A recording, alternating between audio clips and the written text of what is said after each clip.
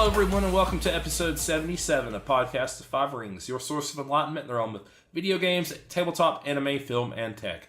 Each episode of Podcast of Five Rings releases Monday mornings on iTunes and SoundCloud, and topic by topic, day by day on YouTube, with the full video releasing on Friday. To catch updates about the podcast or for other news, give us a follow on your social media platform of choice, listed in the description below. I'm your host, GM, and overseer of Podcast of Five Rings, Obsidian, joined tonight by the wall that will not fall, Tetsuo. Chirp. Chirp. Chirp. He's late.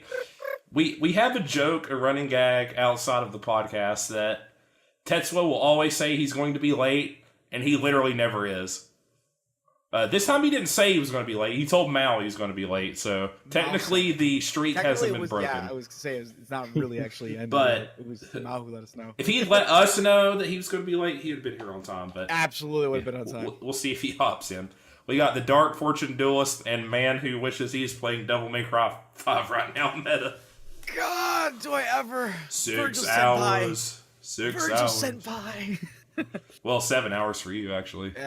It'll depend. Yeah, it'll. Well, does it release at 12 Eastern? No, it does. It releases at 12 Eastern and it accommodates for each of the time zones. So whatever time it'll be the same time regardless of where you are. You got 5 hours and 45 minutes. I can't count. The resident wild card and nihilist, as he's revealed, Mao. Yo, the Maoist. Yeah. Everything is suffering. The new monk order. Yep. So I was lamenting that you missed an excellent discussion last week, Etta, on games as service, which I think you would have had a lot of cool insight into. I really wish I hadn't missed it. Unfortunately, just life calls, and it's sometimes it does. Unfortunate. Bad timings. Yeah, it happens to all of us. But it was a really good topic, and I really wish I had been there for it. Mm-hmm. Mel always comes up with the great discussion topics. You do. You're the linchpin of this podcast, Mel. Oh, it's Mel appreciation. Almost on our 2-year anniversary. This is like Luigi had. This is the year of Mao. I'm calling it the Mao appreciation section. And then Mao just didn't show up. Yeah, they said it was the year of Luigi. Where's all the Luigi games? No, he's in Mario Tennis. We remember he existed, so that's a plus. Yeah. Poor Luigi, always getting the short end of the stick. Well, the universe might not mean a lot to you, Mal, but you mean a lot to us. Aww. All right. This heartfelt moment brought to you by. Yeah, I know. We're getting very introspective on our close to our 2-year anniversary. We have to hold it, and we have to get sponsored by like that warm moment. We have like somebody who's like, "This warm moment brought to you by Microsoft." Brought to you by Microsoft Xbox X. Red Dead 2. Hear the horns in the background. Yeah. So what is up, guys? How's your week been? Well, it was okay. We just have been joined. Tets is here?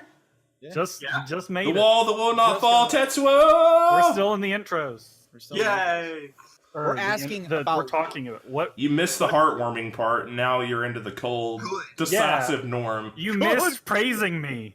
Yeah. We proclaimed it the year of Mao. Yeah. I've had to talk to Mal too much today anyway, so... At least one person. Yeah, those 6-second chats really add up. Really add up. When they just keep coming. Walking circuits around, and I had to stop by his desk and pretend to chat. That's what the is there. To ask for a break. It's like, I'm not just pretend I'm talking about you, some of the business, so I can take a moment. My brain is melted. I'm gonna say right now. Well, everybody else has been saying this week has been long. I felt this week could not have been faster. Really, I would have expected the constant desire of. I've actually this is gonna sound silly, but I learned like a long time ago that sometimes waiting and being patient for what you want can be just as enjoyable as the actual end product. Sometimes the hype train is better than the product. Well, yeah, that's true. So, I'm really excited to play the game tonight. But getting to here, just getting to this day and whatnot, been pretty quick. All things considered. Yeah, reviews have been good, so. Absolutely. They've been coming out and they've been saying it's great. It's exactly what you'd want from a Devil May Cry I trust game. this is what you'll be talking about next week. Oh, yeah, absolutely. This game will be completed before this weekend is over. I'm going to try to play through the HD collection this weekend. We'll see. HD's collection's good. We've been streaming DMC3 over the last couple days. We're going to actually beat it. Yeah, we're going to start later on today. Actually, we're going to finish off DMC3. Oh. And then we'll go quiet until midnight. And then DMC5 until as long as we can go. Devil Trigger. All right, Tets. Yeah? What's been going on this week? Give me the skivvy. I mean, I don't know. I feel like this week has been both long and short for me, so it hasn't really, what? Yeah. You can't pick both sides. You have to choose and then fight the other one to the death. Every day I'm like excited to get home, but at the same token, it's like I'm getting a lot done on personal projects at work, so it's like going really quickly, and I'm like, I'm running out of time to do these things, but at the same time, I want time to go faster so that way I can do them more. I don't know. It's been a weird state of temporal dysphoria. He's delusional. He's getting to his head. Somebody give him some water. He's going crazy. Mao. Gotta help him. You got a blog now. Yeah, yes I do. I started that. That's the project I was kind of talking about. I got that started. You got a blog? Yeah, I just started it this... Actually, he posted about Mecha versus Kaiju earlier. I promise that I might look at it. Fair enough. It's a geekyspirit.com is the name of the webpage. So. Geeky Spirit? I thought you said Cheeky Spirit for a moment. Kinky Spirit. Oh, Kinky Spirit? What? And it will probably be as ADHD as you know me to be. Right. I expect it to be all over the place. Like the conclusions at the beginning, the introductions in the middle of it, and you got like all of your supporting like thoughts and whatnot, like at the back end of this project. I don't want to talk about writing. I thought that's where they went. No. Yeah. Thesis statements, conclusions, supporting details. Signal phrases for trying to become a teacher. Yeah, I was gonna say, how dare you try to educate an English teacher? I can't even speak it good. You mean well? Yeah, that was intentional. Weller. Welly. All right, let's get into topics. Mal, you're up first, sir. This will be a surprise for Tets. He doesn't know what we're talking about. Mal, you have the floor. Well, I don't know. A lot of people complain, or at least talk about, just all of the reboots, remakes, everything. So I figured we could talk about that. What is it that is important to you, or what does something need to hold on to, sort of a thing, when they decide to reboot a franchise, remake a movie or a game or whatever, or even if it's when it shifts mediums to the manga or comic books get a movie or something. Okay, yeah, like cross medium adaptations or whatever. Yeah. All right, man, I think you have a lot of insight on this, talking about DMC, right? Right. Yeah, right. I mean, obviously, this is it's kind of it's not really a reboot or anything, but it is definitely. Well, there was the other one. We don't talk about that one. That's what I'm talking about. We don't talk about that, child. It's a failure as far as I can. The real DMC 5. There never was. It never happened. As far as I refuse to pay child alimony for that. Why? But here's the question: why? Yeah, right. What did they do wrong? I could absolutely say right off the bat, the first thing obviously to throw away if you're going to do a remake, and I know it's not like we're kind of going backwards from the question, like what do you want to keep? But the first thing you should throw away is obviously the graphics, just hands down. Yeah, well, yeah, if it's a game. Yeah, if it's a game, you should throw away the graphics because obviously you're in a new generation of game. You can do more with that. And I would say pretty much it depends on the game after that. I mean, in the case of Devil May Cry, because this actually is a perfect example. It's probably one of the most recent examples of a game that has been rebooted. Did atrocious. And then they went actually back to the old one. Yeah, and they went back to the old one. I mean, should they have I don't know, should they even have tried? Should they just things be rebooted?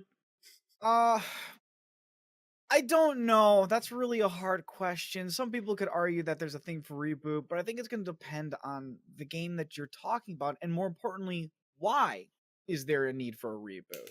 Is there a need for a reboot because the game hasn't been touched in like 10 years and nobody really knows about it anymore? And you're Probably trying needs to do be something more different than with it? that, I think.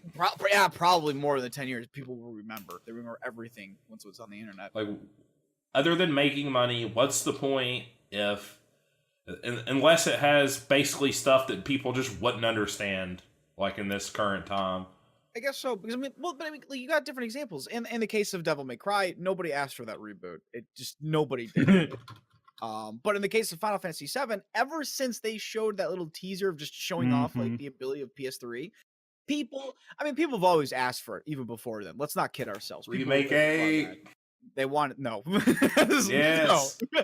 I'm not even encouraging this conversation. We're moving on. That one would Final be Fantasy VII.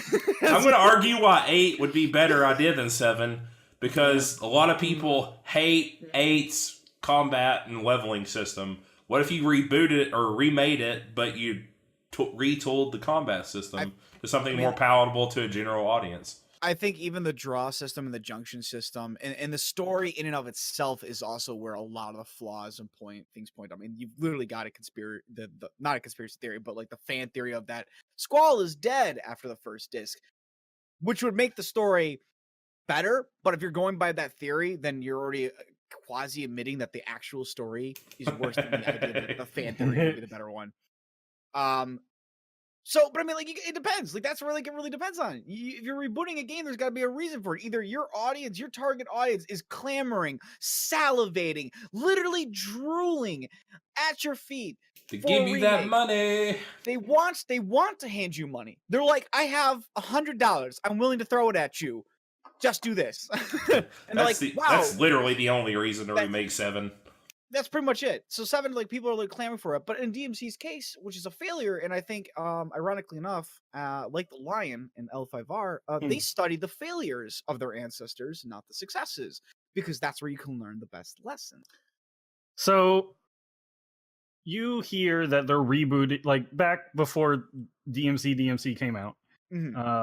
You hear they're rebooting the series. Yes. What is the most important thing for you that you still see?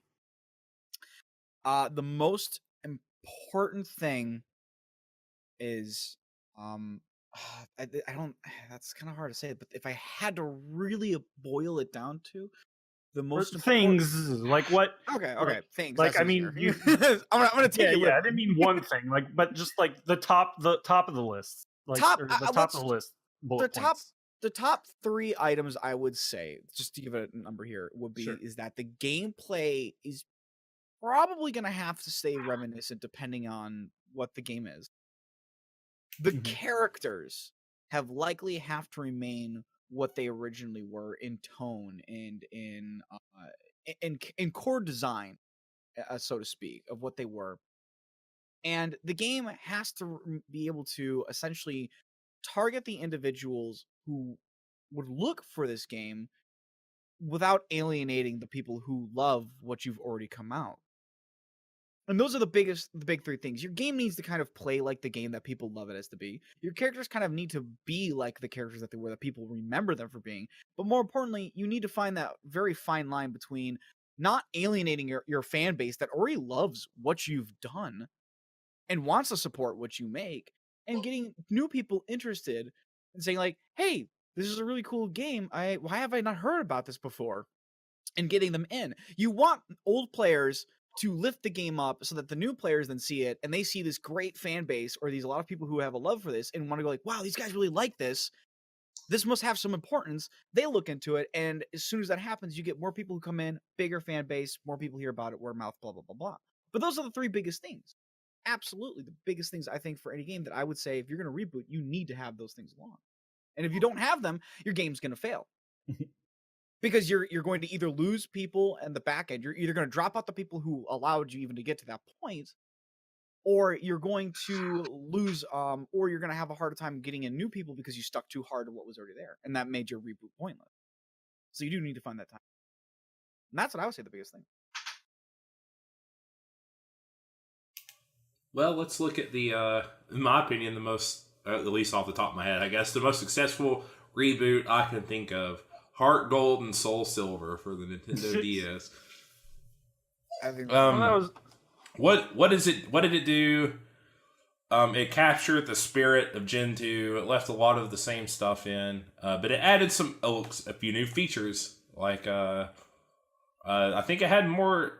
It's been a while since I played them, but it had more to explore. I think it added the Gen 3 and 4 Pokemon. It's kind of a different beast with Pokemon, though. Because the gameplay is all the new Pokemon. Is kind of the new stuff.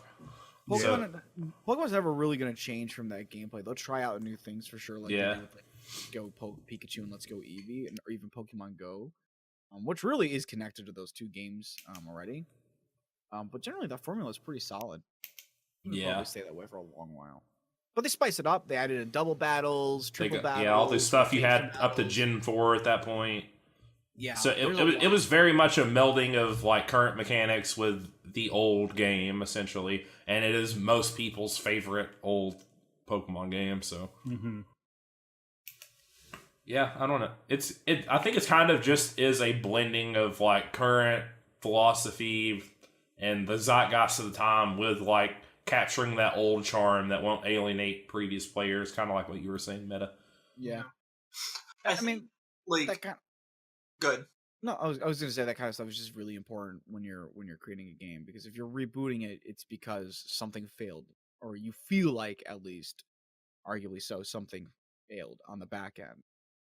And sometimes you can be absolutely wrong, like in, I mean, again, just because it's a great case of failure, in the back end of Devil May Cry 4, which kind of led into the reboot for the series, where they had a lot of developmental troubles with that one. They really couldn't find it. It didn't hit off like they wanted it to. And they kind of decided that maybe that's because the game's not really where people wanted to be, and they tried doing an outside development team. When the issue was internal for Capcom in Japan. Not a fan base issue, but it was an internal issue with their whole developmental process, which is why it kind of didn't succeed the way they wanted. The Capcom era. Yeah, kind of. I mean, they were kind of going into it at that point, so. What about you, Tits?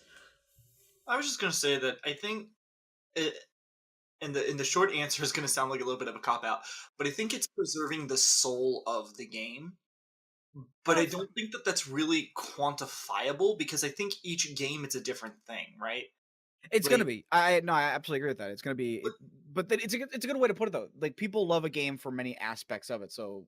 Right. Like Pokemon, you probably don't have to do much with graphics. I mean, it does help, but I don't think you have to. There's other things that you would have to do before you have to update graphics for a Pokemon. Whereas if, say in the case of Resident Evil, graphics are definitely one of the first things that they needed to have updated. So, I don't know. And gameplay, because the gameplay in the old ones is like very archaic. It's very archaic. Yeah, but you know what I mean, right? Like each game has aspects of it that prioritize things based off of what in and of itself its soul is, I guess.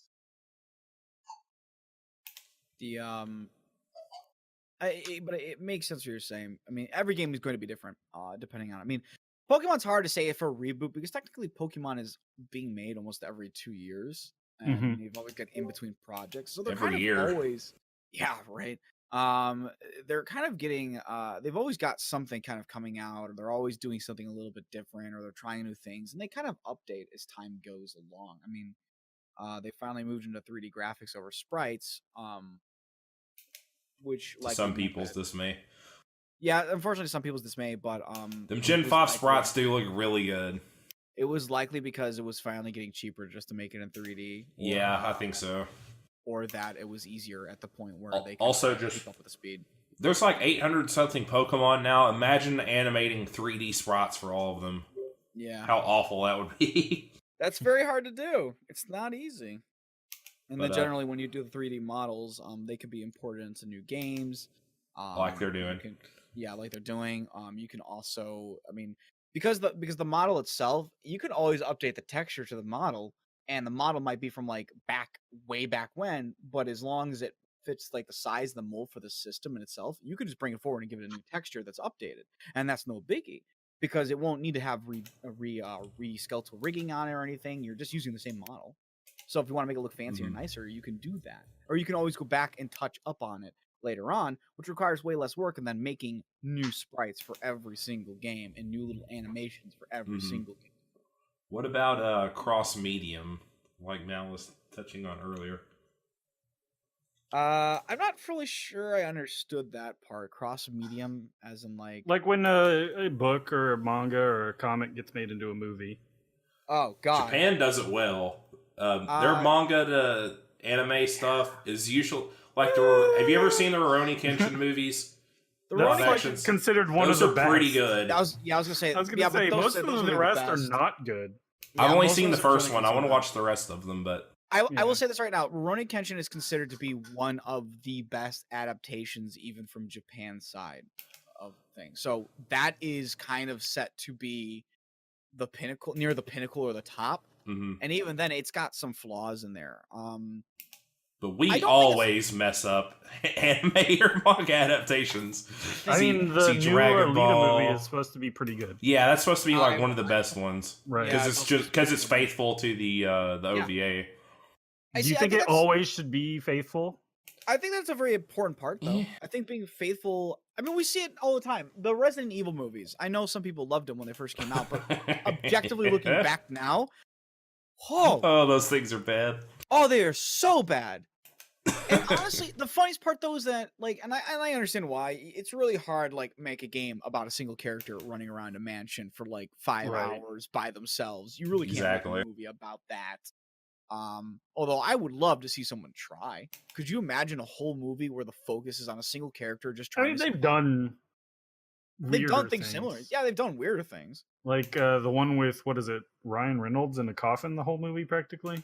That'd be insane. I mean, we've seen Super Mario Brothers. I think nearly the entire movie is a guy in a phone booth. I think there's My Dinner with Andre. That's a perfect movie. That was literally a whole movie about just two guys talking about what they've been doing over the years at a dinner with one another. So it could work, but it is definitely harder, I think.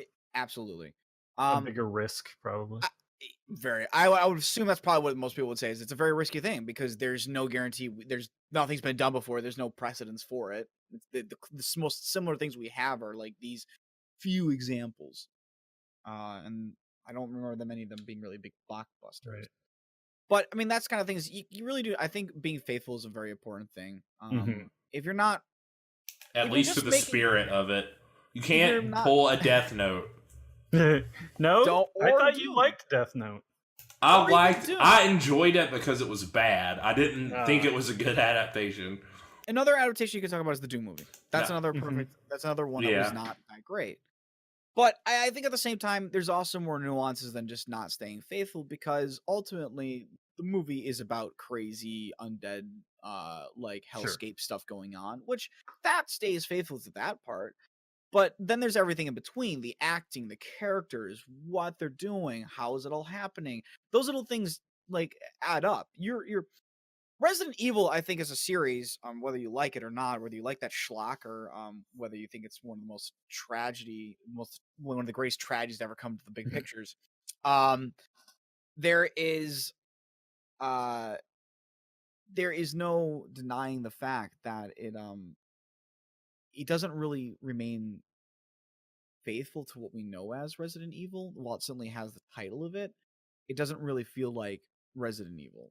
So if it had been like a critically well done movie, but still like, but it still was largely the same, like plot wise and stuff or something, you know what I mean? Like, do you consider that to be a problem? Like, why are you using Resident Evil or whatever? Like, if they're just using like if all they're using is like there's an Umbrella Corp and there's zombies. Guys, you're saying like that's about it. It's the same. Like it's like just don't slap Resident Evil on there, and it's like, but it's the same premise of it.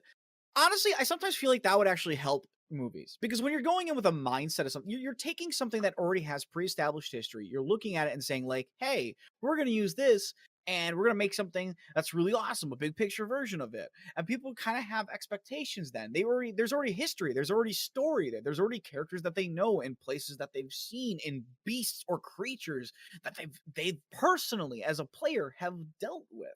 So when you bring a picture to the screen like that, you're setting a precedent right there that's going to fall into the same tone of the games. If you don't do that, you're not setting any immediate potential expectation or link to what is already out there. That was actually one of the biggest arguments given for, I'm going to bring it back, Devil May Cry Reboot. A lot of people say, and I actually do agree with this, the game isn't fully bad. There's a lot of things that are bad about it, and I don't, design choice wise, and the story elements are what's the worst part about it. But if that game had never had Devil May Cry's title attached to it, it probably would have done far better. Yeah, I think generally the people who are more objective coming into the game, I think the biggest criticism is that you end up playing it backwards after the halfway point, basically. Yeah. Is like the most annoying part of it. Otherwise, it was like a decent game. It's a decent game. I mean, the combat's fine. It does wonderfully in the combo system. There's never really any problems there. You can argue whether you like color-coded enemies or not. I'm not generally for that. I like all my weapons kind of working, but certain enemies having resistances or like maybe smite weaknesses or different effects from those weapons based on, how they react to it. I'm fine with that kind of thing, but I just generally don't like color-coded weapons and the like. And you can argue, like, is it too easy to keep a combo? Is it too easy to get stylish points? Whatever. Those are nuances and details in the game, and that's subjective to who a player might be. But the game in itself, at its core, gameplay-wise, does play well. There are certainly features like hard lock and whatnot that were missing in the original, put in the definitive version, but missing in the original that probably should have never been taken out. Beyond those small little things, the game plays fine. It does wonderfully well in that regard.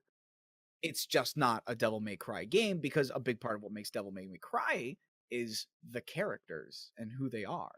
And that's a big part of why you play Devil May Cry. It's just the same reason why a lot of people would pick up God of War. Sure, the game is awesome. It's got some good button presses. You get to really do like some gruesome kills on things with quick time events, but a lot of people also like who Kratos is. And if you were to take that game and call it a reboot and say, it's Kratos, here's everything, but we've changed some things about it, you might get a lot of people who say, this isn't really, I mean, the game plays kind of like the old game, but this ain't Kratos. Then again, you did get the new God of War, and the new God of War. He's Kratos. He's definitely is a new Kratos. Definitely different. Same, but he's the old Kratos, but he's new. The story soul that's still there in it. Though. Yeah, there is. Yeah. They do admit it's kind of more of it's not really a reboot. So yeah, it's a soft reboot term. Sequel. It's almost kind of a sequel, actually, because they it is a sequel, but it's a soft reboot because a lot of the play style and stuff changes, and his character changes. But a very cinematic fighter type game, or cinematic action, I should say. But I feel like, and again, this is kind of going to like the soul of the game, I guess, that it almost felt like the way that they changed the gameplay grew with the people that played it in its original form. Yeah. Right, like the people that really played it. I think people were definitely over QuickTime events to a degree. Yeah. So they couldn't rely on that. Right, and so QuickTime has its time. I think changing the gameplay in this regard was a good move for those reasons. There's only I think there's like after the 5 or 6 games there were like just guy yells at everyone, gets tired as well. Yeah. Right. So I mean, now he just yells boy. Yeah, guy yells at boy. Yeah. I actually would probably be more forgiving on some things. Like What? Huh? You're forgiving, huh? What? I'd be. Are you okay, Mel? Sudden amnesia. I didn't hear. I didn't understand what Tet said. He didn't say anything. I don't think I said anything. Yeah, he didn't. That was weird. So, are you having auditory hallucinations, Mel? So I did mention it in the chat, but I didn't say it aloud. I do also have the baby with me in the office, so there's a chance she may have squeaked, and you heard that. Maybe I don't. Mark the time mobs. Anywho, for any of that like reboot or just using the name I mean, honestly, as long as something's good for me, I'm happy. But it would be weird if they're like, "Hey, we're coming out with a new Transformers. It's about Virginian coal miners in the early 1900s." And you're like, "What?" What? What? But- How did this get past your test group?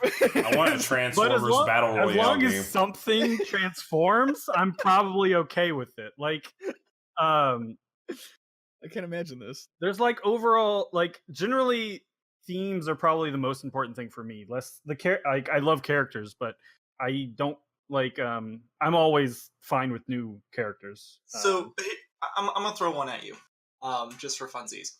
So you have this series where, you know, it's one of those like kids with monsters, right? And the whole series is kind of them building their bond between them and their monster, and you know, overcoming things with the power of friendship, sparkle, shine, ah.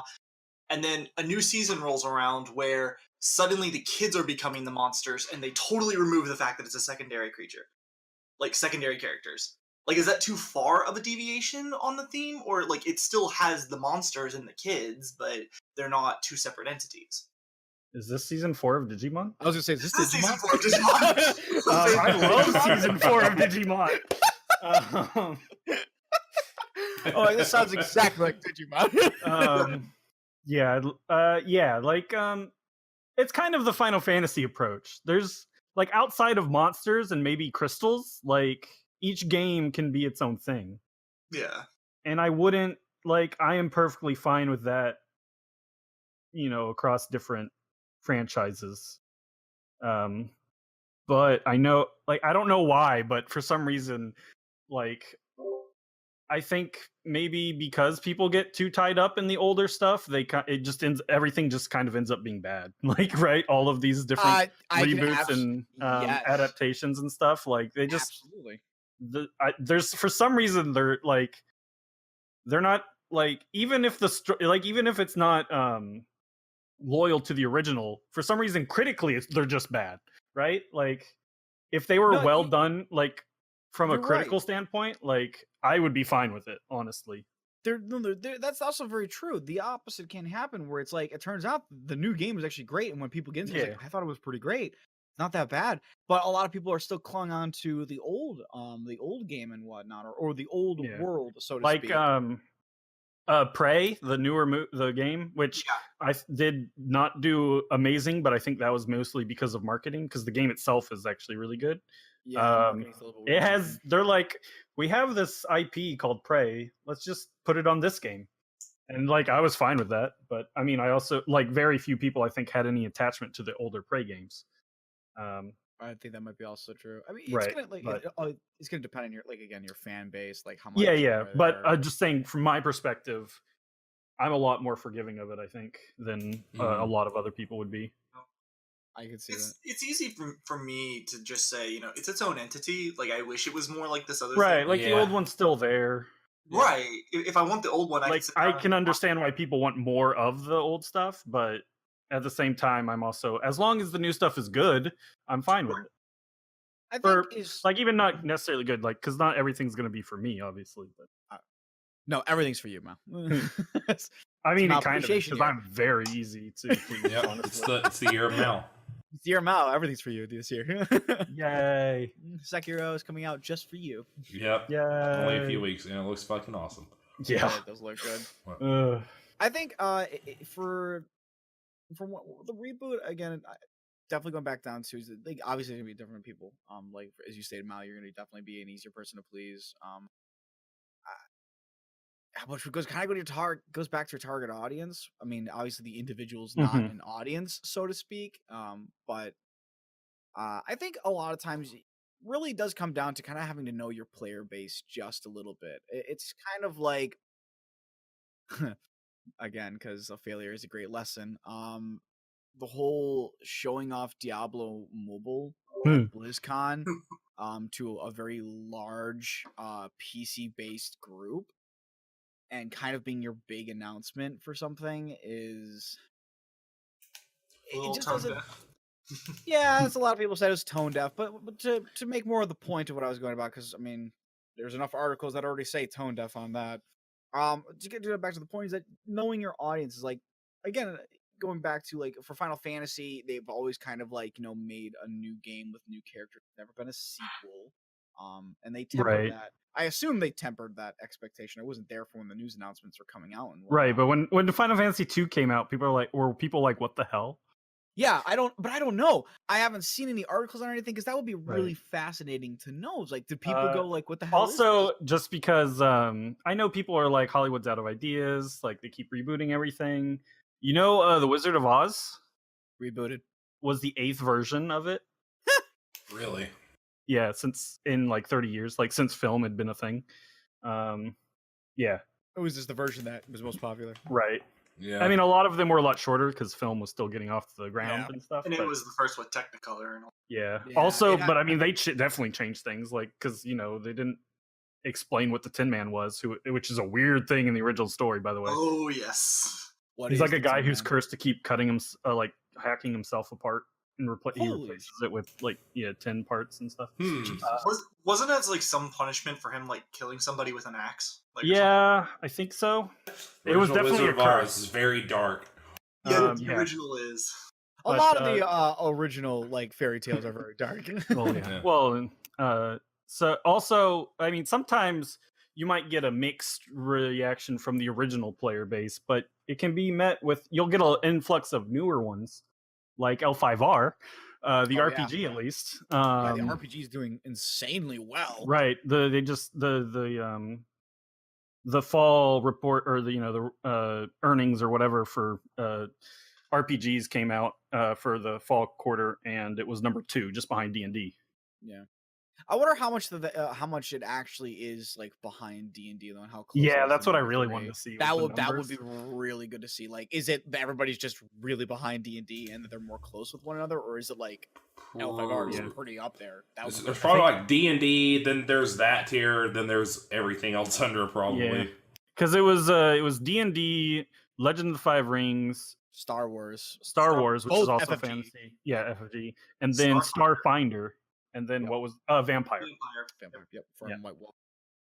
Which I was surprised that Pathfinder wasn't there. Well, Pathfinder's kind of dying off though. Well, they're doing the whole new edition, so they haven't really been coming out with any books. Like one thing about L5R is that they're coming out with quite a few supplements, which D&D also isn't. So and it's also sales, right? They did just come out with like 2 or 3 supplements in the last quarter. Feels like they announced like a supplement every month for it or something.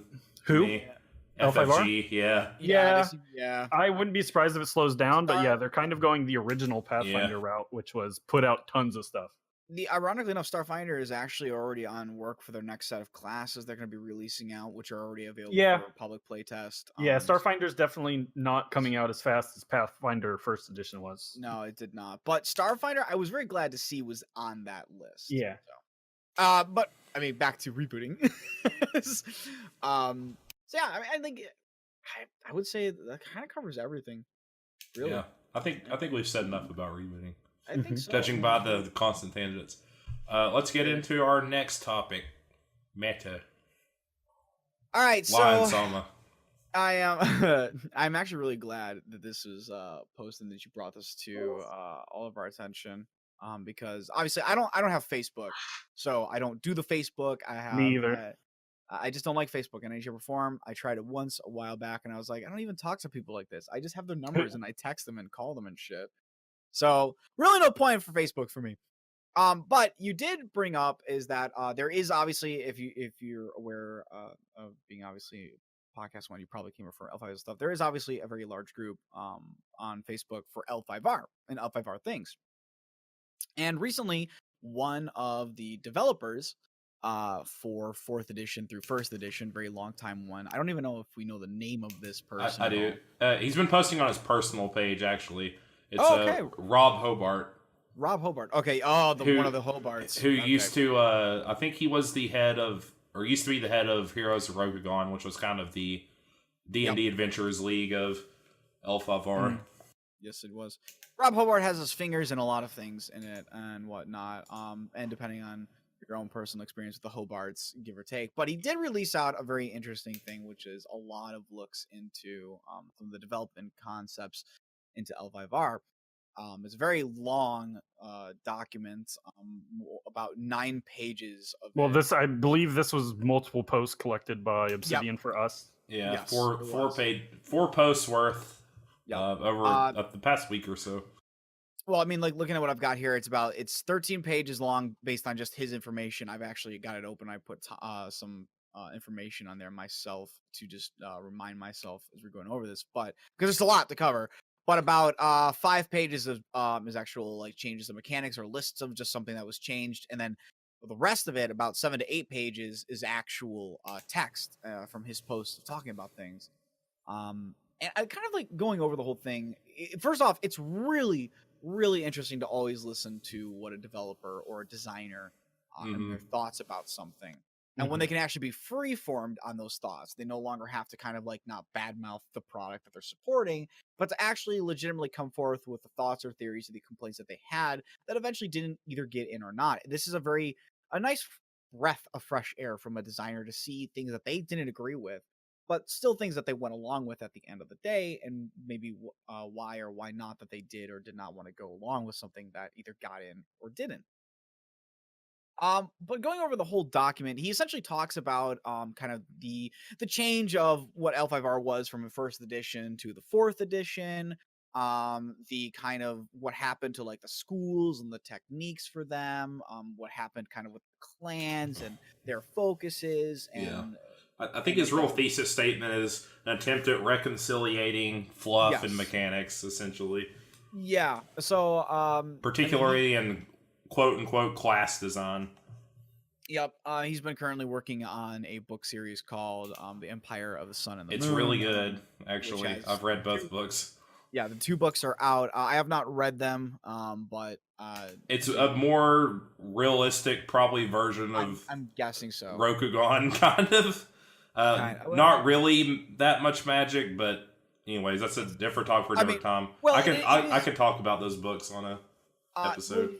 But you know that it is something that is mentioned in here, is that it is always kind of has a focus for the more realism. It's a very kind of quasi-ish low fantasy setting, so to speak. Magic really shouldn't be a big thing.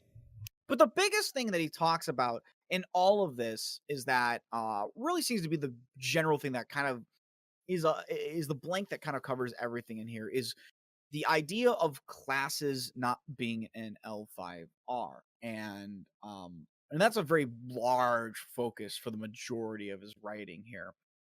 Because in L5R, one of the biggest changes from first edition to second to third and fourth was that essentially schools and their designs kind of became more and more focused in areas, to the point where originally in first edition, which was pretty broken from what I understand, and rightfully looking at it from the mechanics, it ain't third, but yeah. But you can see where there is a very much an openness, and the idea is that, you know, if you could be a magistrate or you could be a really skilled duelist that's not from the Kiki to the Miyamoto and whatnot, and it's that generally your school or your family or your clan didn't fully define the road you were going to be on. You could very much be a very skilled duelist and a magistrate. You could be a Shugenja who was also really good with a sword, so on and so forth. But it's kind of one of his biggest issues is that as kind of time went on, more techniques came out. They started becoming more focused. Eventually came with this idea is that if you're a bushi, you're really good at fighting. If you're a courtier, you're an awesome talker. If you're kind of a scout, sling spells. You sling spell, and if you're kind of like a scout / shinobi, then you're really good at sneaky deaky stuff. And that really gave the idea of these iconic classes. And something I like, to be fair with him, I really do agree that these aren't really appropriate things for this game. They really aren't. I only came in on the 4th edition. The only time I ever heard about it before then, I think I've talked about this in the podcast before, is like looking at Oriental Adventures from 3.5, because I started with Dungeons and Dragons. So the only time I saw this kind of game was like from that. But coming in on 4th edition, this is something I've actually had one of the biggest issues I personally have is I never felt the courtier schools had any reason to be in there. A lot of times they were mechanically, they were either mechanically or numerically far too potent. They almost just need to be relegated to their own game.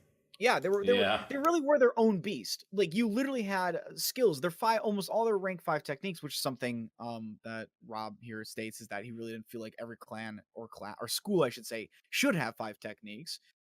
They didn't used to in first edition. They didn't have that in first edition, and like it doesn't make sense for like for instance, even like the Bat Clan talking about in recent lore, or at the end of I guess AEG era of lore, they'd only existed for like a few decades. So have they really had enough time to like develop a secret technique for their school? I mean, like some of the newer clans, does it make sense that they have 5 techniques and the Crab Bushi school only has 5? Like, a lot of that stuff was probably done more for balancing. Exactly, which is what he says. He said it's all more about balancing everything out and making people not feel cheated for going a certain route or like screwed over, I guess. Which, I mean, you're going to have different takes on that. Generally, I am in agreement, though, that I do like a bit of balance in my game if it means carrying it away from the world. I don't want somebody to feel like just because they're choosing a route that they like, they're going to suck more for it. Yeah, well, he has an answer for it. Well, so there's a designer, Mark Rosewater, who a designer of Magic the Gathering, who's been at it for over 20 years now, and one of the things he often will say when getting questions about like maybe why a color doesn't do this, like it's easy to see a reason in the lore or fluff or whatever you want to call it, why it should be able to, and he says that sometimes mechanics needs to trump flavor. Yeah. And this guy, I think, goes a bit too far in the other direction at times when reading this, but or just from his desires at least. Yeah. Yeah. Like when he's like talking about like the like being upset that the Ronin have a school. Yeah. Is like, well, I mean, flavor-wise, sometimes. Yeah. You just kind of like. I mean, they would have obviously Ronin are going to pick up some skills some tricks along, at least the ones that live long enough, right?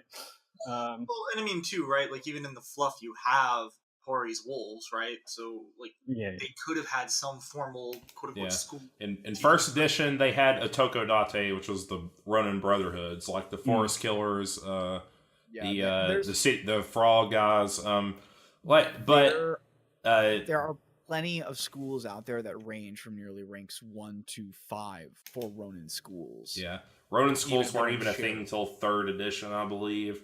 Yeah, but I mean, the idea being is that they have more EXP at the start because that's the makeup for the lack of school tax. But I mean, unfortunately, I would say that's not really going to make up. That's old 90s. No, it's not. That's old 90s era RPG design, basically. Yeah.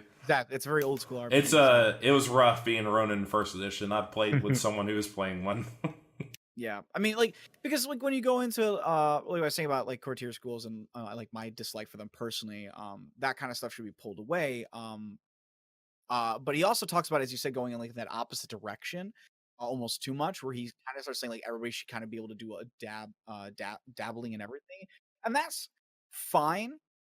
But then you end up kind of like getting you kind of come into 2 players a problem when you start moving that opposite direction, where it's that once you start moving outside a realm of a focus and you allow people to be just as competent while doing other things as somebody who focuses an area. Yeah, he talks about Shugenja basically being as good as the Bushi or whatever, and it's like then why would I ever be not Bushi? Exactly. That's exactly. Well, you gotta you gotta divvy up your XP between spells and stuff. It's basically, do you want? It's kind of like being a Gish, I guess. It's like you kind of have to balance like your martial stuff with like your spell casting. Yeah. Right, but he specifically does state in his document, and I'm sure because it's a document, he would have more to explain on. But he does specifically state that they could be just as good as a Bushi, which becomes the issue. And still have spells.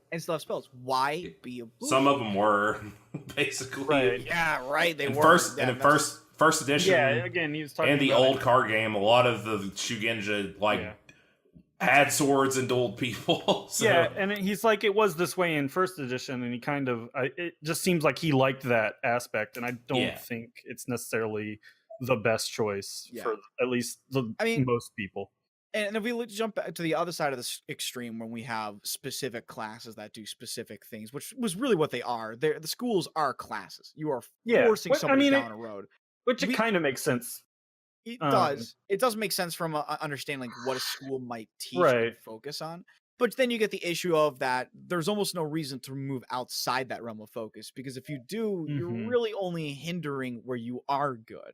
Yeah. Except for maybe like boons, or if you're to act like, say, as potentially like just a quasi pinch hitter backup, just in case the main guy is down and you need like if your courtier suddenly got into trouble and you've got no courtier, one dude is like, "Don't worry, I took a couple points in etiquette and courtier.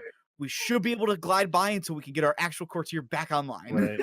Right. But again, this was like, because he mentions he was like kind of putting some like, or at least thinking of things in context of before the new edition, new game came out, and then when he saw the new game, he kind of saw how they were doing their things, and and he does enjoy some of it. He doesn't like how it's fully like done, but he does enjoy specific points of it.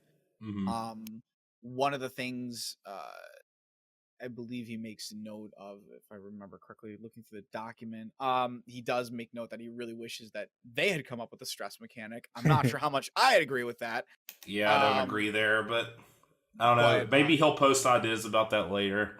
What he would do with it. Yeah, I would like to see what he has to say on that, just because I think it's a very interesting part. But as he's talking about like something as about clan specifics, and that's where he gets into talking about like how FFG does the schools, and where they kind of start off one way, and then kind of depending on like the category that they are defined as, bushi for your fighters and shugenjas for your casters, and stuff like that, kind of helps define like what they might pull from, whether that might be kata, kiho, rituals, or quick magic. But like each level is kind of a lot more freeform. Yes, it's very freeform. But his complaint then becomes that there's not a lot of clan focus. There's no clan distinction. Like you could end up having a Bayushi, a Yoritomo, a Hida, a Utaku and Moto, and a Mirumoto all be able to pull from a lot of the same kata and whatnot. So at the end of the day, the only thing really differentiating them is both the fact that they literally state that they're a Mirumoto and their first school technique, which is the only thing that's unique about them, and possibly the end technique. I think that's the FFG version. I think his version is his would be where you can search out for techniques, basically, and you can only learn from your clan, like those techniques, basically. Well, his would be a lot more similar in that, like, there are common techniques, but you will also, those are like the kata and the Ronin school stuff. There will be more clan specific stuff, like to let you stand out from the others. Like you could get like the mountain does not fall eventually. Well, I think it's more that your lower bushi will be a lot more similar, and your higher tier bushi will be a lot more distinguishable from different because they could have like core tier techniques or stuff like that. And that's like if you look at the source material, right? Like Ashigaru is Ashigaru in Japan, actual samurai structure. And it's not until you start getting to those people who eventually went on to develop their own, swordsmanship schools that you even really see a difference. Like a samurai on the battlefield is a samurai on the battlefield. And so, like, looking at it from that point of view, I can see the positive aspect of just general any other samurai is kind of going to start being the same. Yeah.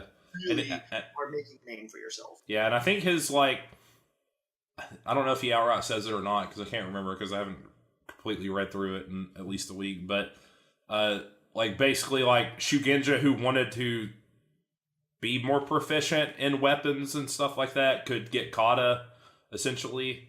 They wouldn't get actual like bushi techniques per se, but they could learn sword kata and stuff. Yeah, I think there would be, again, those common level stuff would be more accessible. Yeah.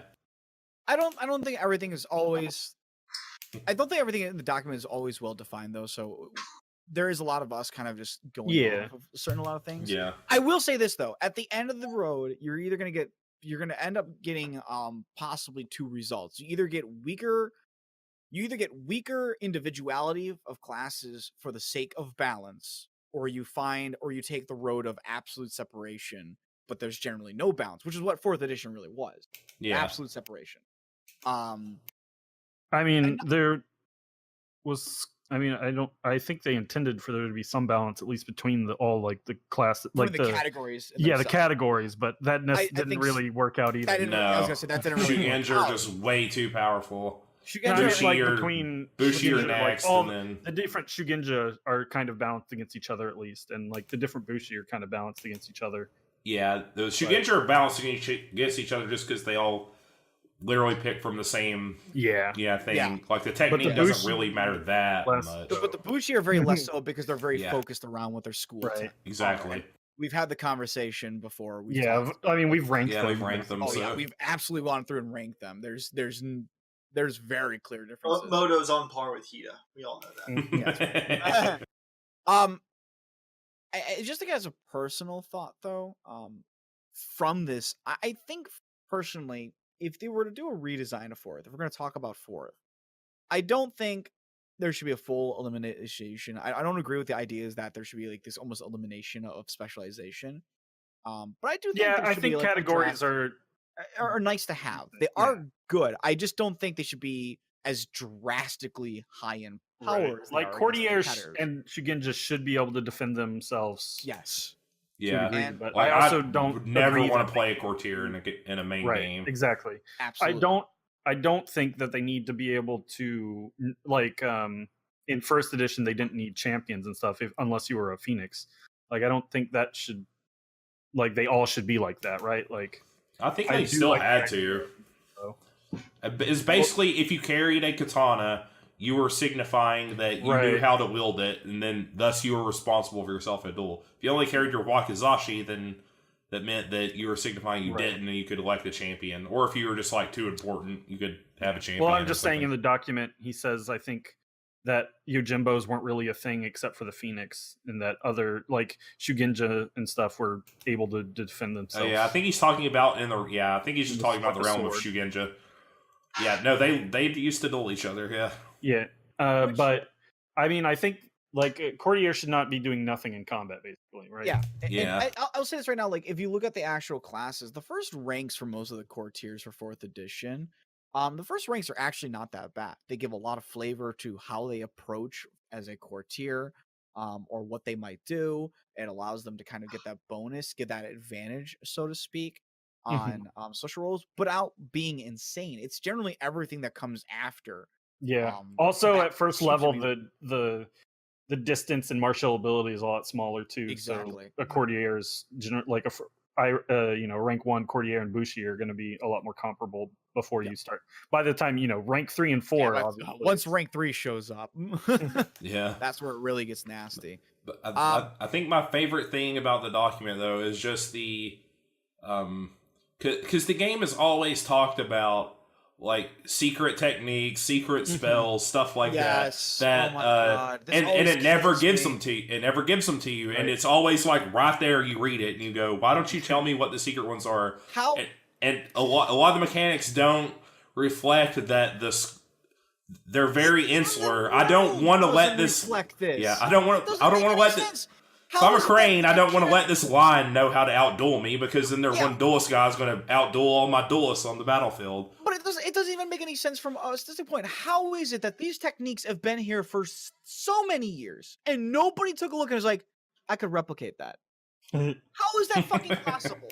It just doesn't make any sense from a realistic rule standpoint.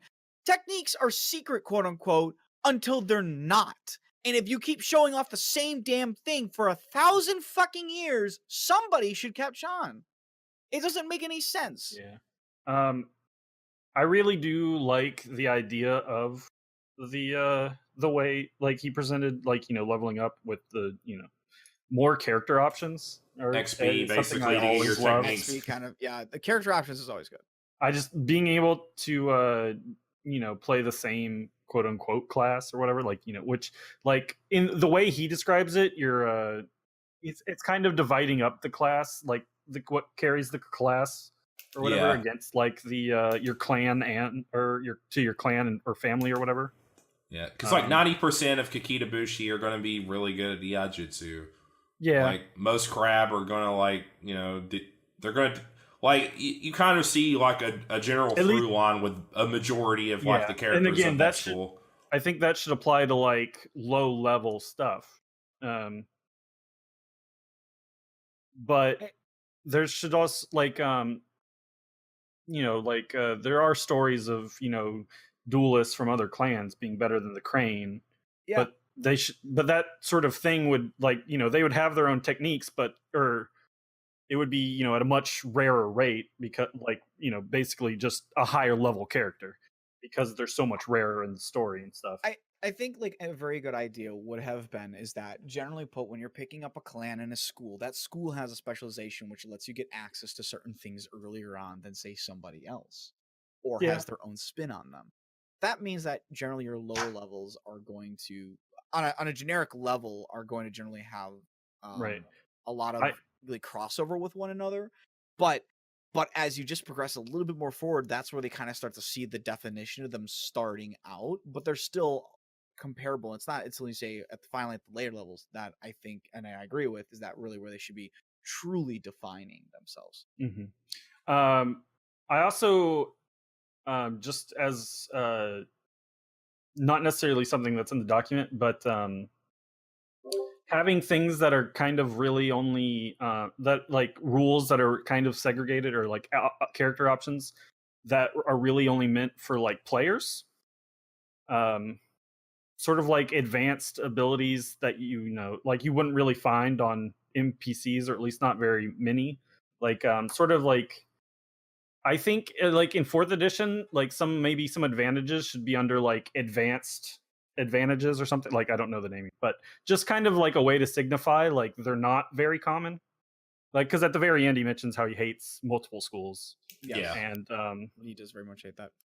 Just I think if like they were categorized like multiple school, maybe Great Destiny, something you're not going to see on like every generic NPC is just kind of a thing I think, or I just is an idea I like, just sort of to help players out, sort of like understand, give more weight to certain decisions, sort of a thing.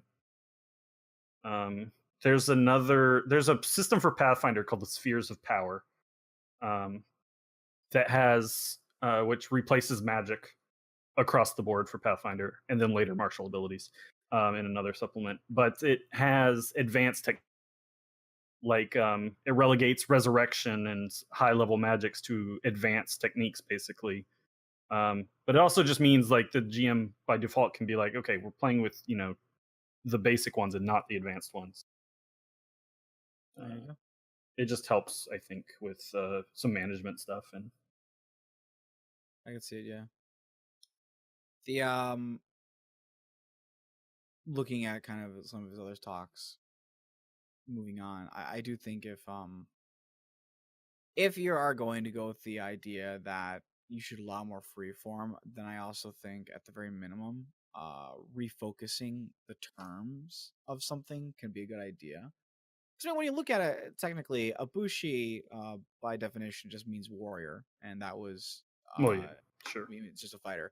But I mean, a magistrate can be a bushi. A scout is going to be likely a bushi. Yeah, a courtier can be a bushi. A courtier can be a bushi. You can serve as a dignitary in court and be taught how to fight. Yeah, that part's not like so bad. Like, yeah, that part's not really bad. A Shugenja could technically be a bushi in the literal sense. As long as you like define, as long as that's defined by what you mean when you say bushi. Yeah, because that's what I mean. It's like if bushi is, if the idea is that anybody can kind of delve into anything else, then the term bushi really more refers to just that somebody who's a warrior, somebody who can fight with whether you define that be with blade or just the fact that they can fight in general, that they are a fighter. Then that means that there really is no such thing as a bushi. There's just somebody who can be a bushi, and this is their job, which is I'm a magistrate, I'm a guard, I am a scout for the army, I'm a shugenja. But we all can fight, therefore we're considered bushi because we're warriors. And I think if you're gonna kind of go into that open focus, then taking those terms away and understanding that there really not should be a classification, let alone a tag, but really kind of a term to help define what you do and like what you are is a little bit probably. Yeah, what you have access to is at the beginning, essentially. Yeah, like you could probably leave it. Honestly, yeah, like the way the new game uses it, I think is fine. Like if you want to change it up, but like if it has the Bushi descriptor, it's only going to have these options. Where if it has Shugenja, you know, you get the magic options as well. But Yeah. I mean, that's the only point of being is that if you're gonna like eliminate, if you're gonna allow the cross balance and allow for the lack of specialization to be as good as specialization based on what he's talking about, then redefine the terms altogether so that there's no idea that like there's no concept of like that somebody who focuses on being X is so much something that's going to be able to taken out by somebody who focuses on X and Y. Is that they do some of the stuff he does though in here though I do really like. I do love what he did with the spells. Talking about kind of like breaking them down a little bit and making essentially where there's like the first four ranks. Yeah, the first four ranks are all and spells. Like everybody knows them, and this always made more sense to me because this really does irk me. Like, how is it that everybody knows these spells but they're secret? Like this just doesn't make any sense. And it goes back to my like whole complaint of like why are all these school techniques secret if people see them? And I believe his intention would be to do it with the kata and other kata as well. Yeah, the same thing. I would argue that maybe it's the same effect they're getting, but the way that they go about with the spell, like to actually cast the spell, might be different. Like their prayers. I mean, their prayers could be different, but if the end of the day is my prayer is able to call on the kami to heal you, and their prayer calls on the kami to heal them, and they both do the same thing, there's nothing better about it. Then you both have it. You're asking different ways. Right, but I just mean it as a secret technique, right? Like they may guard theirs because our way is secret, but come to find out it's not. I think it's more like they literally don't have the scrolls, so therefore no one's ever learned it and they can't. It's not saying people can't like steal it or something. It's probably just like not like mass produced, kind of like they are. But see, again, that problem comes down to is those that you've got new students every year. This isn't like this. If we're going to talk about realism, then this means that there have to be enough scrolls for the students that come in and find focus. And if your clan is focused on water-based magic, you have affinity for the water kami, and your children grow up with that affinity because that's how your clan works and that's what you get for your bloodline, then you're going to have spells focused on the area. You need to have spells for every new year that comes in that has affinity, whether that's 3 students or not. You need to have 3 sets of scrolls that they might need to pull from. You got to prove that you're worthy, then you copy it for them. You can copy from them, but that still creates another version of that scroll. You have to have those scrolls. If 3 students keep passing out of a group of 10 and only 3 pass, you still need 3 copies. Probably when they die, I bet they like burn their secret scrolls or something. They might. I would imagine. They could do that. I mean, there's tons of justifications, but there's just a point where it's not really feasible and realistic to think that these things aren't going to get out, that people are going to find out. I mean, just freaking modern times, things get out 10 years after the fact. Even back then, it's just impossible to think that these things aren't going to eventually spread out. So I like that the common spells are just like, yeah, the Empire is just kind of very aware that these are, everybody can kind of gain access to these. But then when you get into like the clan secret spells, these are spells that seem more specific to a type, to the clan itself. Ones that they have either recently or have kept very under wraps and are given to only very specific individuals who may not even travel outwards. So there's never a chance that they might die and somebody grabs their scroll after they die or something. So on and so forth. That's kind of kept within house, and I like that. I like that these spells. Each clan probably has. I like it as a plot hook. What if someone like, say, like the Phoenix gift the Crane with one of their secret scrolls? The Phoenix are obviously going to know that.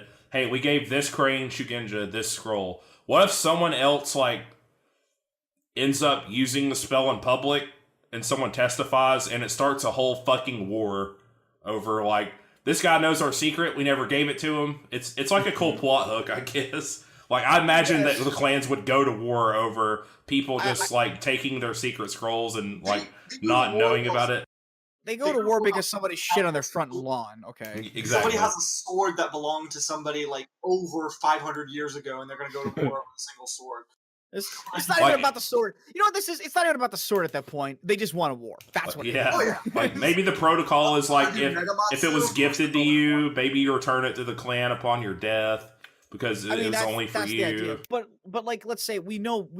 Yeah. But see, then it goes back into the game of L5R in of itself. Is that like generally death is going to be pretty commonplace regardless of what rank.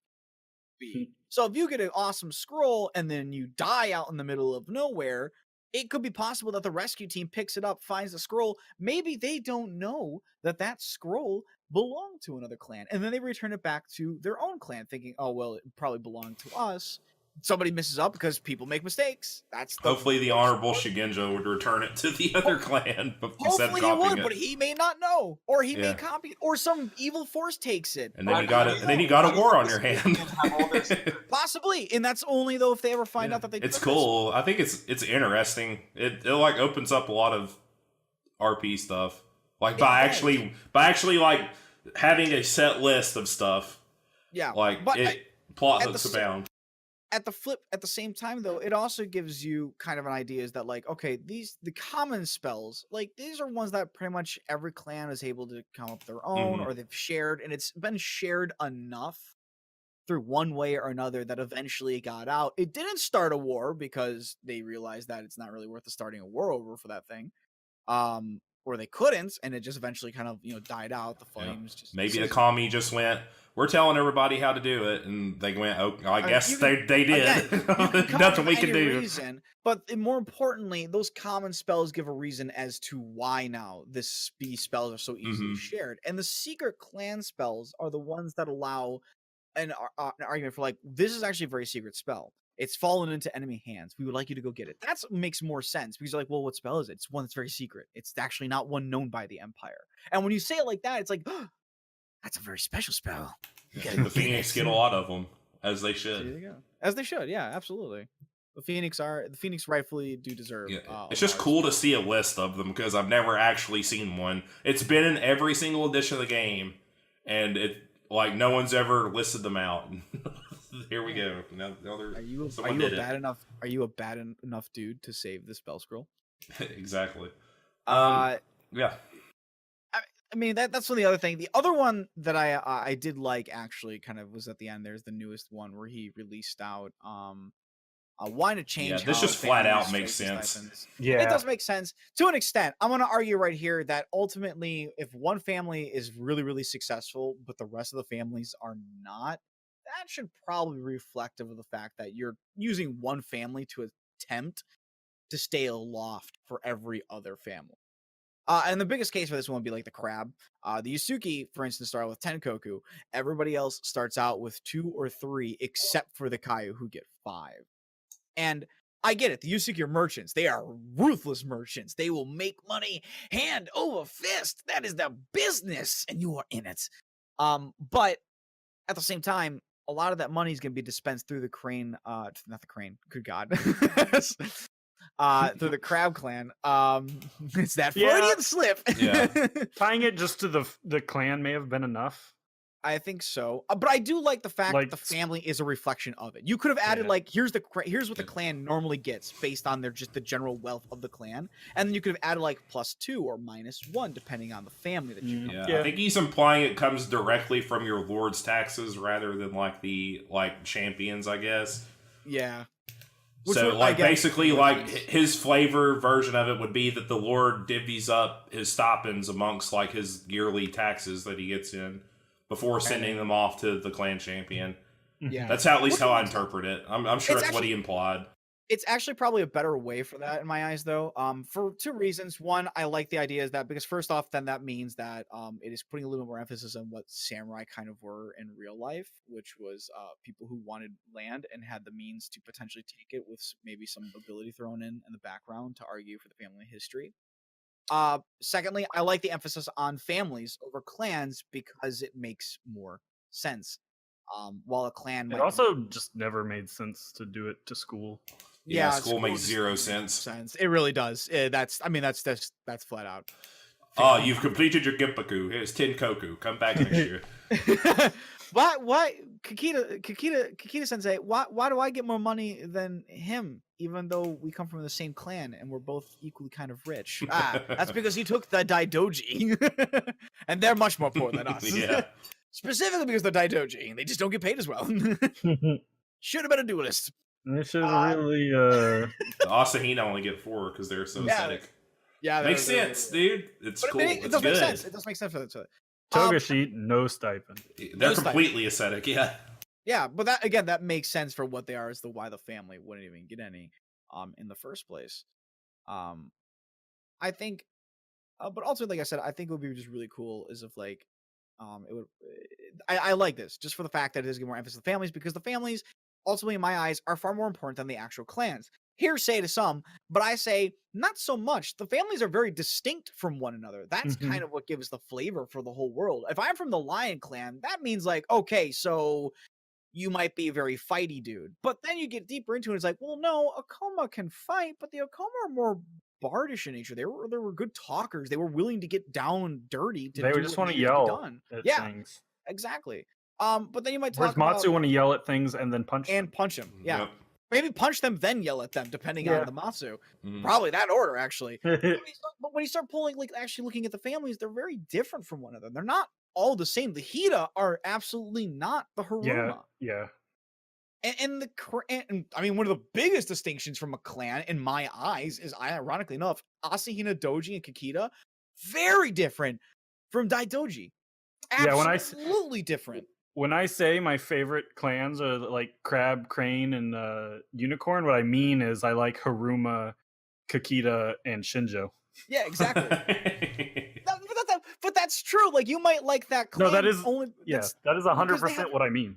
Yeah, but that's what I like. Is I like that emphasis on the families because the Though families. Crab probably is less. I mean, I like most of the families of the Crab, but anyway. The families themselves are like. To my point being is that the families themselves are far more standing out than the clan itself. The clan itself has a very stereotype to them, yes, but generally that's based on likely what is the most prolific family of that clan, and less so the actual other Then clans. again, that's also more about the school of that family. Yeah. Less, which I mean, I guess. I mean, do you go to your family's school most of the time? I don't know. I mean, Like, just because you're a Haruma, Yeah, if you most trained as people a do. Hida, trained as a Hida, then you're gonna probably Maybe- follow the Hida stereotypes more, right? I would say you're right, but then you've got Doji, who are the head of the Crane. They're the Doji champ is the Doji or the champion, and yet they almost exclusively take up the Kakita duelist and not the Doji family courtier school. So right. got that. But I'm just saying they're probably going to, after training with all the others, like they're probably going to lean more towards that stereotype than Some do. Yeah, The old actually, celestial sword or not celestial, but the what they call it. I'm failing on my L5 lore, but like the old champion sword. If you were rank 5 Kakita duelist, it gave you all the techniques for rank 5 Kakita courtier, and vice versa. Basically, was the way the sword worked. Jesus, that's incredibly strong. But I'm looking at it though, like I know from in the world's perspective, generally when they started up their teachings at whatever school that they're going to, which I have problems with the schools themselves because there's just like one school, one spot that teaches only Kakita duelists, and everybody imports their child, like exports their child over there, and the child goes there for like whatever, and I guess they come back for summer break or something. I don't know. Or maybe the family was over there. I thought there would be teachers throughout the lands or whatever. That's how I've always seen it. That's what he implies here too. Yeah, that you kind of like seek out. Seen that. That's how he sees it, and that's how I see it. But when you present it to somebody new, that's not really how it's presented. Yeah, There's it's like the Kakita Dueling Academy. Kakita Academy. Yeah, I'm pretty sure Hida school. I'm pretty sure it mentions like the Kakita Dueling Academy is like the best place, but I'm pretty sure there are other teachers elsewhere. Oh yeah, absolutely. Yeah, and in this version, I'm sure you can learn a lot more like kata and obviously the artisan stuff and probably some courtly stuff there. But exactly, so it's like a better school to go to because you get a more well-rounded education. Yeah, that's like one of the really cool things.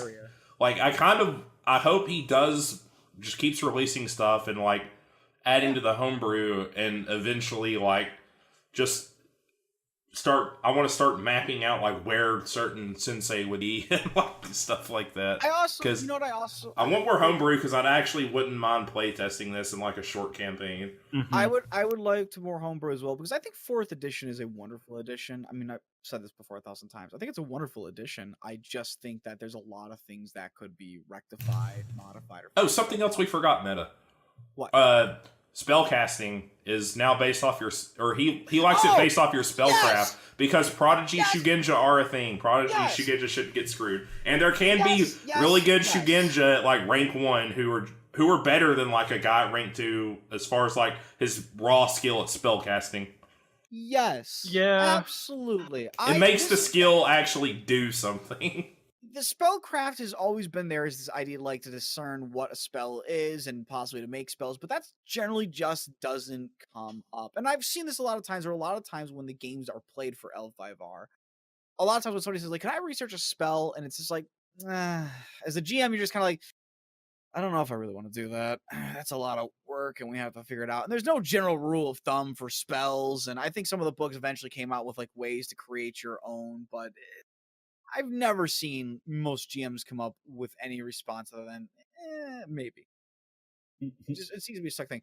I like that spellcraft is finally now attached to like this is how you get better at casting spells. You are a better spellcaster.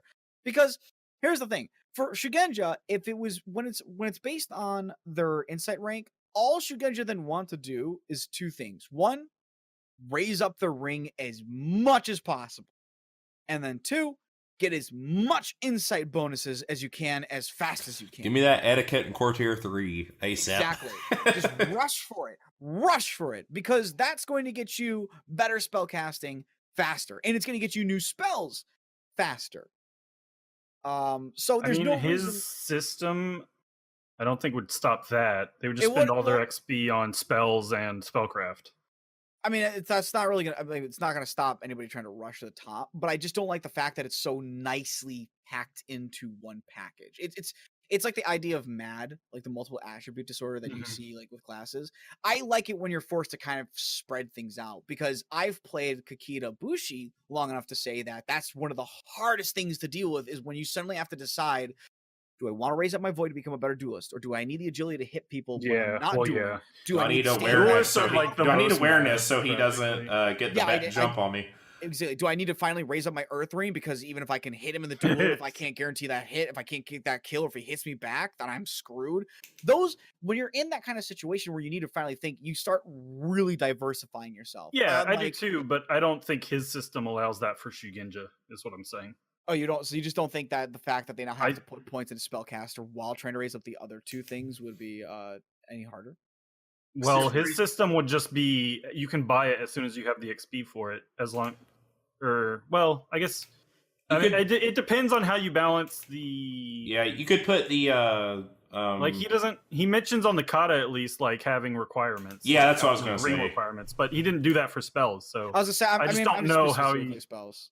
Like because as he was talking, or he just made it sound like, as soon as you have the XP, you can kind of buy the. Like some, you might have to have like a certain calligraphy rank in because you can't literally decipher the cipher it's written in. Yeah, I guess I would need to see more, right? Like I'm all for having that, but as it stands right now, it's like raise spellcraft by spells is like the decisions to be a better spellcaster. I mean, we can only go off of what is here, so yeah. So I would. If anything that's not well defined, unfortunately. But I do, again, the core concept that I'm pulling from is that the idea is that it's not linked to insight rank means that now you have to kind of spend points in spellcraft as well as trying to raise up your insight and as well as focusing on your ring instead of just. Well, his would be getting rid of it. He prefers getting rid of insight entirely, which I'm not sure on. That. I'm not really sure on that one either. I think having like some sort of level is just kind of good for balance.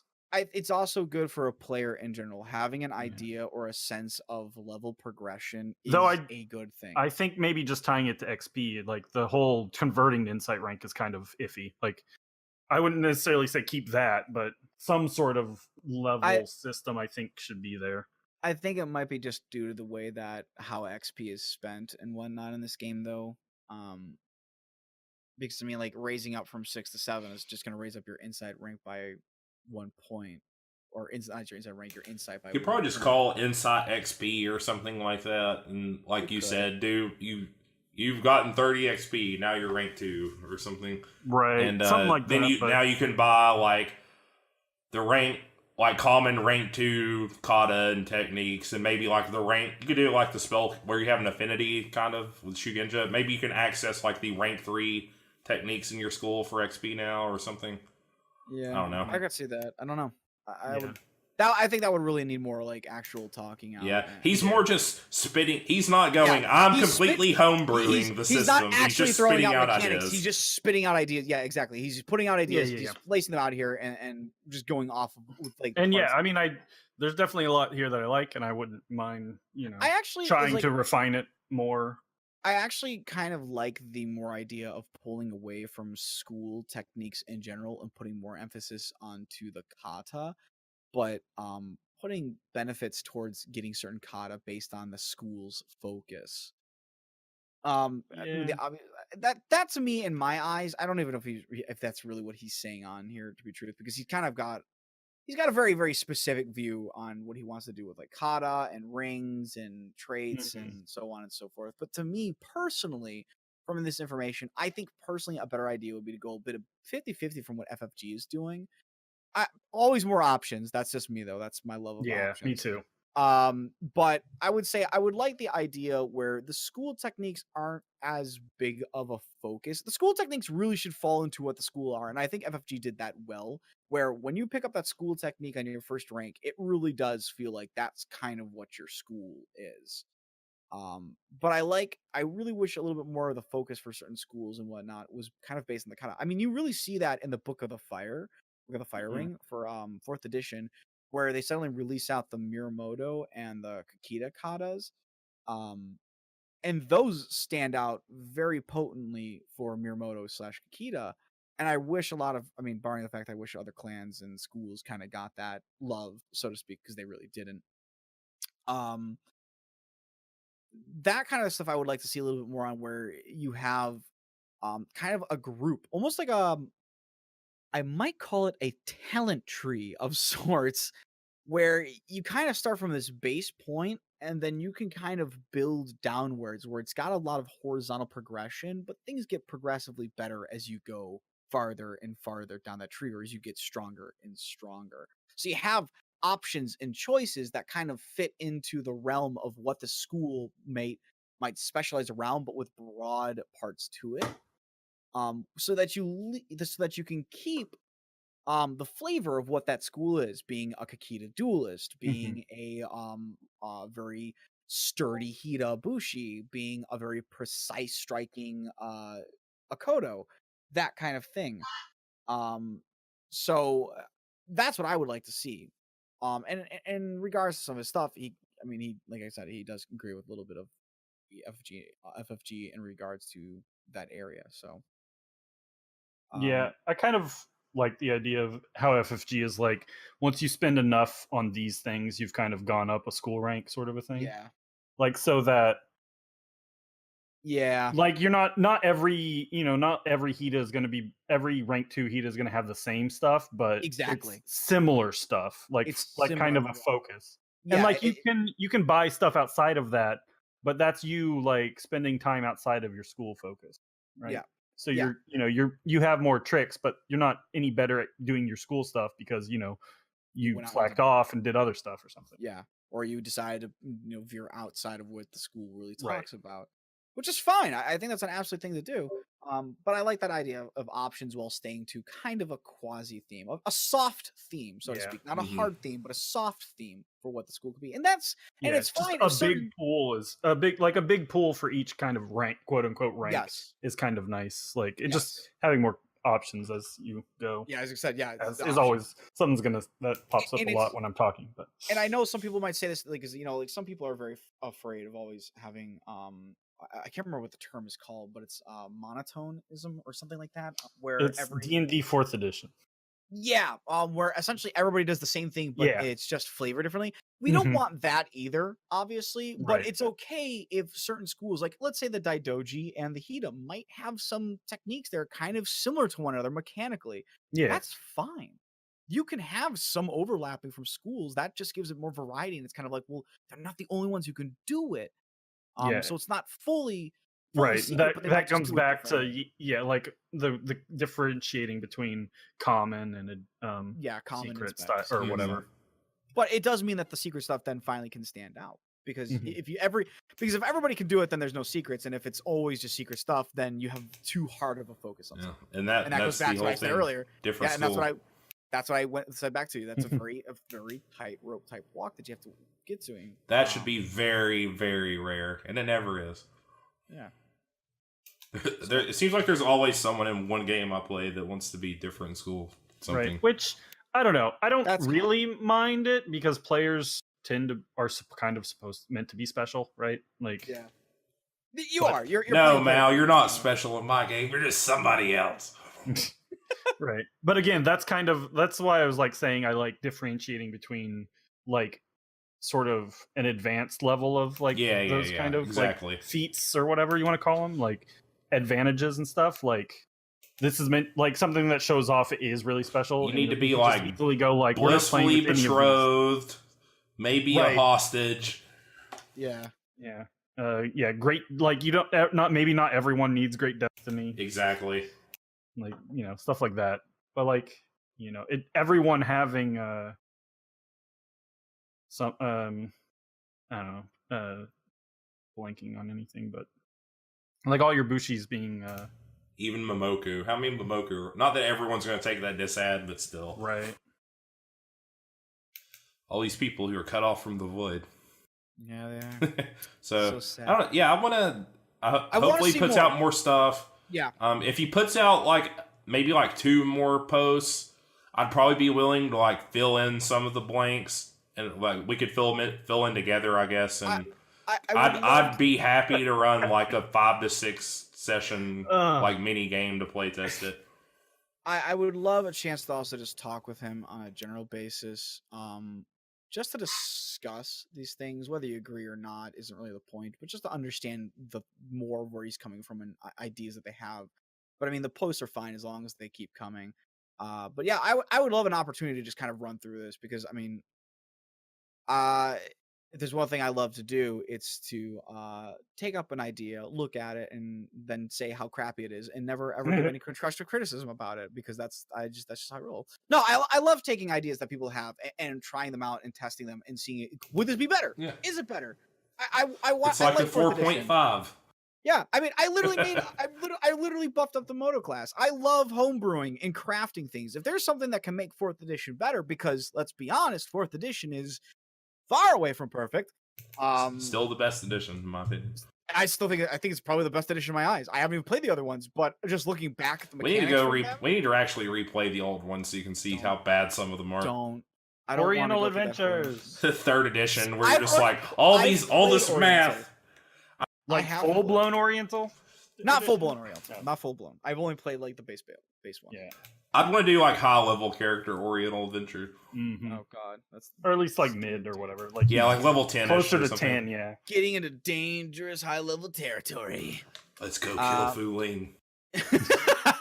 I'm gonna might need to be suplex higher him. than level I don't 10. even want to design. I don't even want to come up No. with Fu Ling in that. No more That's fooling. that's I'm gonna be a. tired of that, dude. I know I'm you are, tired. buddy. All right. This is probably This is a good. good place to wrap up. Let's All right, drop yeah. off this It's topic. only 2 topics today. They were both long. That's what you get.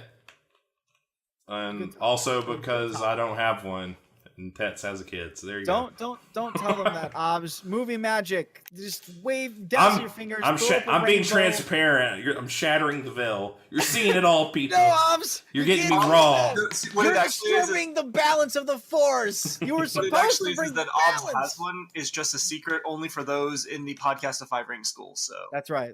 They're actually Oh, secret. They're yeah, there secret. you go. It's a secret clan topic. We're the Deer Clan. Did you see they announced the Deer Clan? Yep. Wait, seriously? They're like Yeah, they're the like opposite Atomo.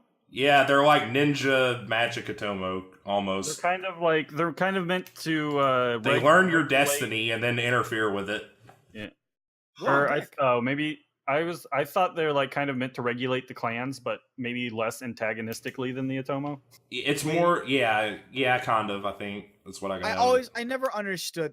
That's a different topic for another day. Anyway. Can we rant on the Atomo another day? Oh God. The Atomo and the Bayushi school. Those No, are the two- Tomo my Bayoshi favorite. and anybody clan who's got some greater purpose for the Empire, just fuck off.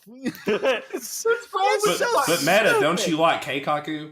It's so stupid. End this. Just pull it out. This Pull has it out. been a podcast of five rings. Say it, Mal. It's the year I Mal. don't know it. I don't you don't know know it. Quick, Hold on. Year of the mouth. We have to end it on his note. There you go. And Oh, there he's giving the rest. That's the intro. Yeah, no, you change it. Yeah. Hello, everyone. cut out the italicized part. Been episode 77 of Podcast of Five Rings, your source of enlightenment in the realm of video games, tabletop, anime, film, and tech. Each episode of Podcast of Five Rings releases Monday mornings on iTunes and SoundCloud, and topic by topic, day by day on YouTube, with the full video releasing on Friday. To catch updates,